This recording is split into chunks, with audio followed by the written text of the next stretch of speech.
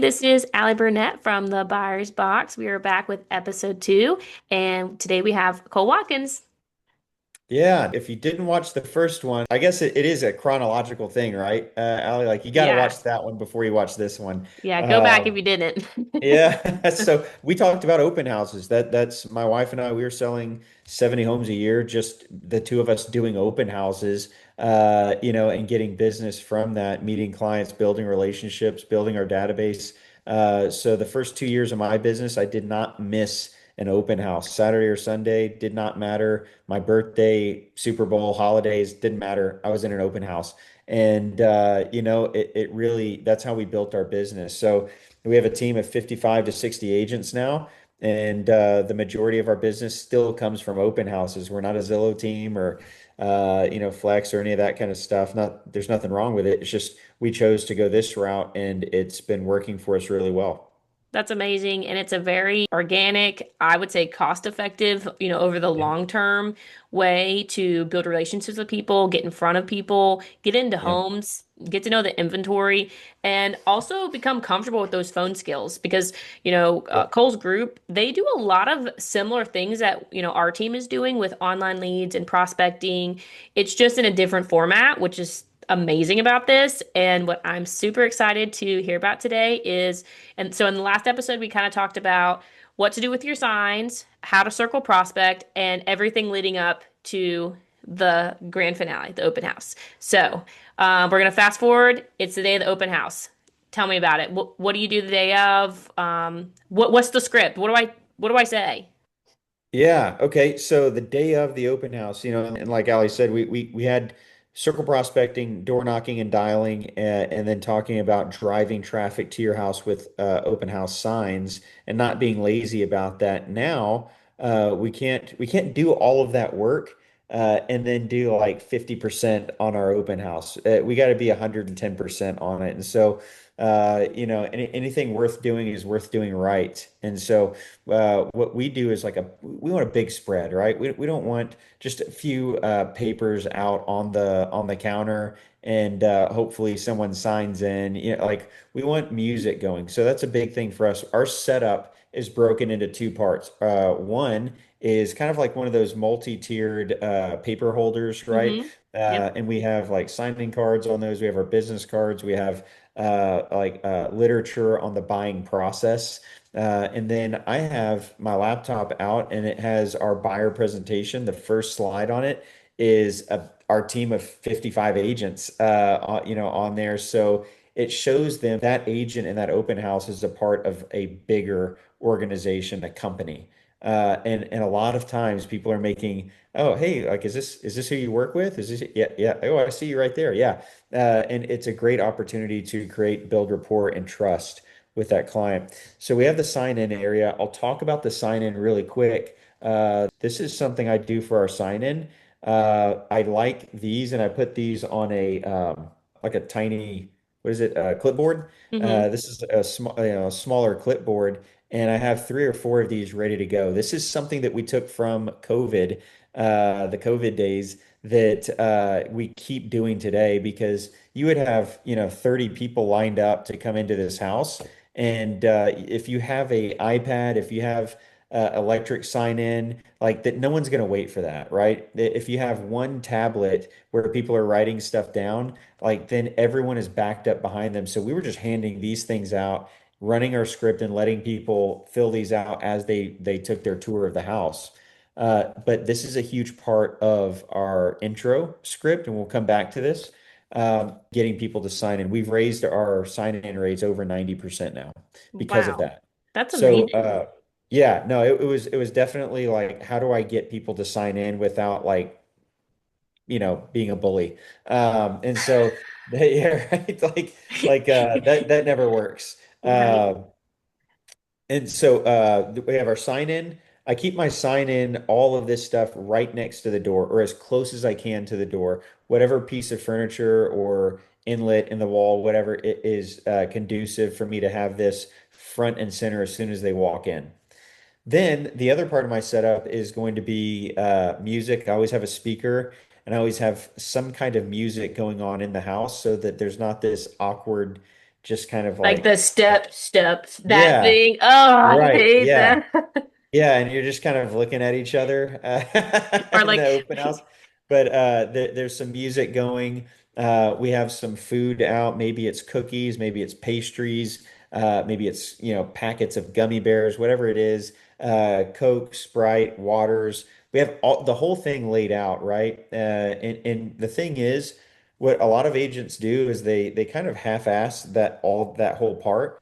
And even if you do your circle prospecting right and you have some of the neighbors come, those nosy neighbors are interviewing you. They're interviewing, they're seeing like, would this be an agent that I would want to list my house? Obviously, they have a hold on our market because they're doing an open house. They have a listing on our street.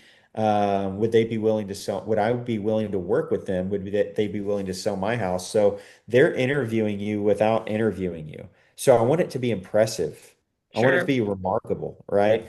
And so I do like all of our agents, we have red carpets that we roll out in front of the house and it says, "Welcome to my open house." So that's like it's funny. impressive, right? It is from the moment they walk in, they're getting like, okay, like this is different than the other 15 open houses that I've gone to. We turn all the lights on, we open all the windows, right? We make sure that the house is cooled off enough. So we really do as much as we possibly can to turn it into an event, not just an open house that we're doing to appease our sellers. Sure. And I think in our ebook, I'm going to kind of work on, and maybe you already have this, a little bit of a checklist because I think it can become overwhelming. Do you have a checklist for your agents? Yep.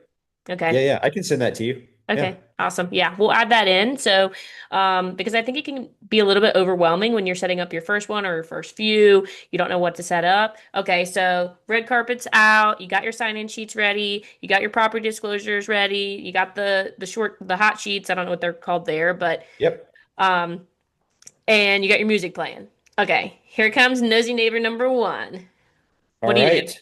So nosy neighbor number one, I'm just gonna grab this. I don't have any MLS sheets with me right now. Let me see. Cole didn't know he was getting into a role play episode. No, I didn't. But it's okay. So someone comes up, they're knocking on the door, right? I'm excited. And oh, one thing I didn't say that I should have is that this is key.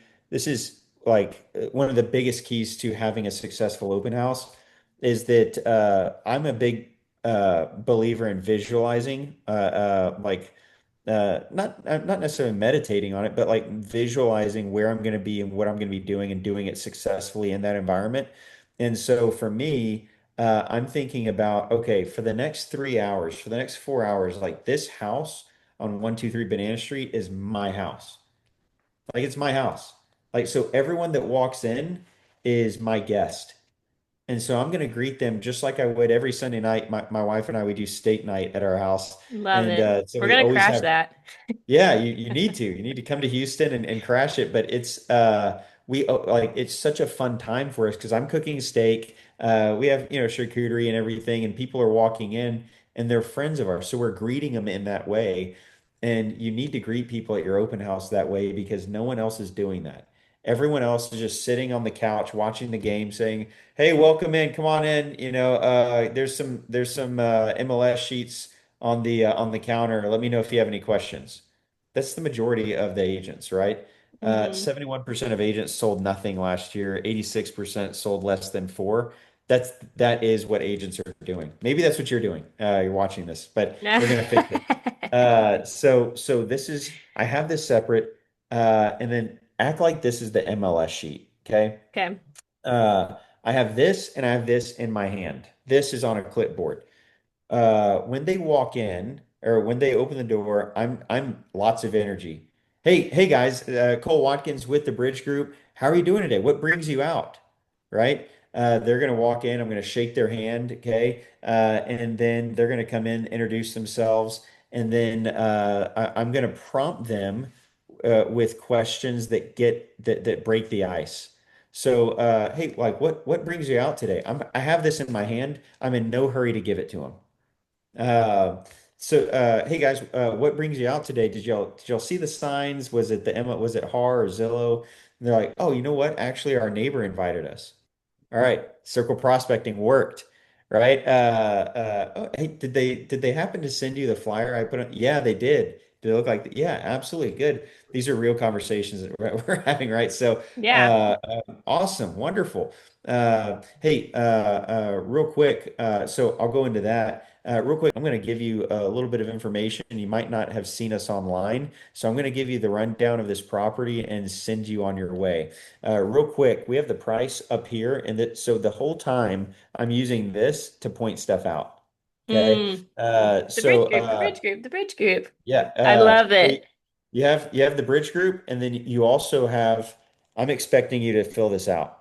Yeah. So hey, so real quick, up here is your price. Down here, the schools are in blue. Something that makes this property pretty unique is the fact that, whatever, tax rate is on the back. It's got a lower tax rate than everyone else. I'm going to tell them one unique thing about, maybe two unique things about this property, and then I'm going to send them on their way. And the way that I'm going to do it is I'm going to put them together and hand it to them. Hey, look, this is for you. This is a quick survey for the seller. Really helps me give them feedback afterwards. Feel free to take your time filling this out as you tour the property. Okay, I'm going to hand it to them. No problem. They're going to take it, and they're going to start working on it there. I'm going to say, hey, look, take your time with that. Feel free to fill that out on your way back. But hey, I am going to ask a favor. On your way out, before you leave, 1 to 10. Give me a 1 to 10, right? Your opinion on this property. 10 is we're making an offer on it. One, this is the worst property you've seen on your tours, right? So, like, definitely not making an offer, but 10 is the best one. So, and you can't use seven. Okay. And so they laugh and then they leave, right? They take the tour of the property. I have music going. I might ask them if they want a water or a soda or something like that. Okay. But I leave them alone. I'm not touring with them. I'm not walking around with them. I leave them alone. I let them do that, right? That's the intro. All of that is very purposeful because as I'm pointing things out with this, I want them to understand that I'm going to be asking them to fill this out. It's understood that other people have filled this out. If I have other completed ones, I leave that there on the counter because it's a monkey see, monkey do kind of thing. Peer Oh, pressure. yeah, yeah, they filled it out. I'm filling it out. I cannot stress to you enough how like big of a difference this has made having individual cards for sign in. It's been great. We do that and then we send them on their way. Now, when they come back, I'm just gonna, just like my follow-up afterwards, I'm gonna follow up with the last thing I said, which is, all right, hey, look, I saw the kids were, paying special attention to the backyard. I'm sure that was definitely a benefit. This has a huge lot on it. Give it to me, 1 to 10. What did y'all think? Okay. And they're gonna look at each other. They might say different numbers, and who cares? At Hmm. that point, like I don't care. Unless it's like a 9 or a 10 and we're writing an offer on that, Hmm. great. But if they say, well, I think if I'm not allowed to use seven, then I'd have to give it a 6. Okay, good. What would make it a 10? That's my first question. And again, this isn't a buyer appointment yet, so I'm not really paying too much attention to it. Hmm. But it's really to pivot into the next question, but it's to stop them. If you don't use 1 to 10, then you can't follow up with 1 to 10 before they leave. And the 1 to 10 question is designed to stop them before they leave the open house. Everyone Sure. else does not want to talk to you. They want to just look at the house and they want to leave. I have an agent. Avoid the Bye. salesperson. Yeah. Yeah, yeah. Avoid the salesperson and hurry on out. That expectation that I set in the beginning stops them before they're leaving and they understand that they're going to converse with me about their opinion on the property. So it just works. And so the 1 to 10, okay, 6, what would make this a 10? And then they tell me. Now they're stopped and they're already conversing with me. Okay. Now I'm going to get into, if agents are still asking like, hey, are you working with an agent? Do you already have an agent? Like that's a novice question. It's like the This Labrador question, Retriever question where they're like, hey, hey, hey, don't you want to work with yeah. me? Right. Yeah. Yeah. And it smells terrible. It smells like commission breath. Like for me, I like to use this question because it gives me a very good idea of what's going on. Hey, up until this point, has anyone sat down and gone through the home buying process with you? I'm sorry, I skipped one. It's okay. So the what would make this a 10? We listen to them, and then we say, so up until this point, how have you been going about your home search? Up until this point, Love how it. have you been going about your home search? Now they're going to say, one of the neighbors here is a friend of mine, and they said, we'd love to have the kids all in the same cul-de-sac, or, whatever. Hmm. Our kids play baseball together. I saw it online. I just started my search. People think that's an objection. It's not. I get excited about that. It's just a fact, Uh, really. yeah, yeah, great. I just so happen to work really well with first time or with people that are in this stage of the game, right? And so like that's a stall, right? It's not even an objection. But for us, that's that up until this point, how have you been going about your home search is going to also tell me, hopefully, if they're working with an agent. Yep. Okay. And it's just a way more skilled way to ask that question. The other thing we're going to do after that is we're going to go into, okay, so they're going to tell me whatever. Great, wonderful. And then you might ask them like, how long have you been looking? Like if they indicate that they've been looking on the MLS or on Zillow for a while. Oh, it sounds like I've been looking for a while. May I ask how long have y'all been looking? Okay. About 6 months. Okay. If they've been looking for 6 months, they might be working with an agent. That now I'm going to ask a follow-up question to that, which is how many offers have y'all put in? I'm going to see how serious they are and if they're working with an agent. Sure. One thing I want to add to this is when somebody tells me that they've been looking at homes, I'll say to them, have you only been looking online or have you been looking Yeah. at homes in person? And then if they say in person, then I'll say, have you been looking at open houses on your own or are you working with someone? So that's another way Okay. that you could Yeah. kind of do that too. Absolutely. Yeah, no, those are great qualifying questions. For me, if I'm asking, so how many offers have you put in? That's going to tip me off to whether they're working with an agent and seeing them in person, right? Yeah, that's Uh, great. so how many offers? But I also want to get to the fact that if you've been looking for 6 months, you should have been putting offers in, right? But also, if you've been looking for 6 months and you did put offers in and they didn't work out, now I'm going to dig. Now I'm going to say, my son, he's two. He does something, he'll drop something, or like we're potty training right now. So we were at a restaurant last night, and he just, pees all over himself, and he looks at Oh, us, and he goes, "Oh no, what happened?" Uh, oh, so and cute. he goes, "Oh no, what happened?" And like for me, whenever they say, "Well, we've put in two offers and we just can't get them accepted," that's when I look at him and say, "Oh no, what happened?" Right? I say, "Oh no, tell me about it. Why do you feel like those offers didn't go through?" And I get them talking about like what did or didn't work. What I'm listening for is for them to any pain points with the agent that they selected to write those offers for them. And so then I'm going to say, hey, look, like maybe in hindsight, after you meet with me, that was a good thing. Has anyone ever sat down with you and gone through the actual 36 steps of buying a home before you actually take the first step on that journey? They're like, "36 our agent. steps? What?" Yeah, our agent hasn't even like done that. Like, n no, they haven't. No one has. Okay, hey, look, all of my past clients have really appreciated me taking that crazy, complicated roller coaster of a process of 36 steps and bringing it down into 6 easy steps before you start getting the time is of the essence emails, the option fee, the earnest fee are due, your appraisal fee is due, survey fee, like all of these different things that most agents just kind of sweep under the rug until it's time to pay up. Like those things, we're going to go over timelines. There's 4 different timelines that we have to follow. Inspector, we're going to go through all of that over a cup of coffee if that works for you. When is typically a good time for you to meet during the week over that? And I can do this over Google Meet or I can do this in person. Sweet. And then you set the appointment and it's a wrap. I set the appointment there at the open. I just did this 2 weeks ago, 3 weeks ago at the open house for two of our new agents. They not only got to see, as for this guy, they not only got to see me convert at the open house, but I set the appointment for right after the open house, and they got to go on the appointment with me. You're going to have open houses where no one comes to them. You're going to do everything right.